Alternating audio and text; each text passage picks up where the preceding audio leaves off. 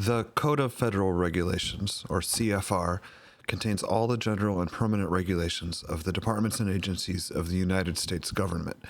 It's divided into 50 titles, and Title 14, Aeronautics and Space, is where all the regulation concerning aviation appear. Title 14 is divided into chapters, subchapters, and parts covering every aspect of aviation. The two main areas that student and private pilots are concerned with are Parts 61 and 91. Part 61 is the place to go to find out about how to become a pilot.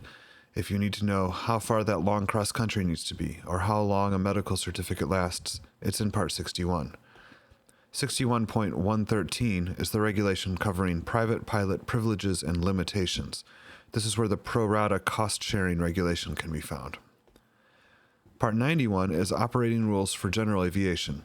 The regulations about pre-flight action, equipment requirements, seatbelt usage, right-of-way rules, minimum altitudes, airspace rules, and where to find that 3152's regulation are all in Part 91. 91.403 does actually reference maintenance. This is the regulation that stipulates that the owner or operator is responsible for maintenance.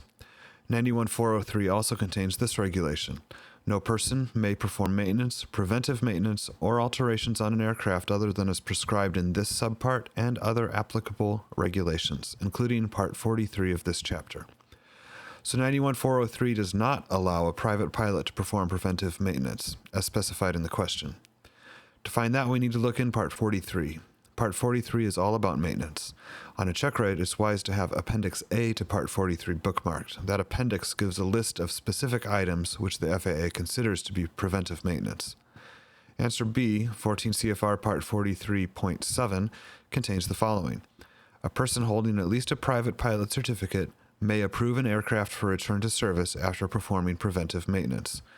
It's not necessarily important to know that specific reference, 43.7F, but pilots should definitely know the general topics of Parts 43, 61, and 91.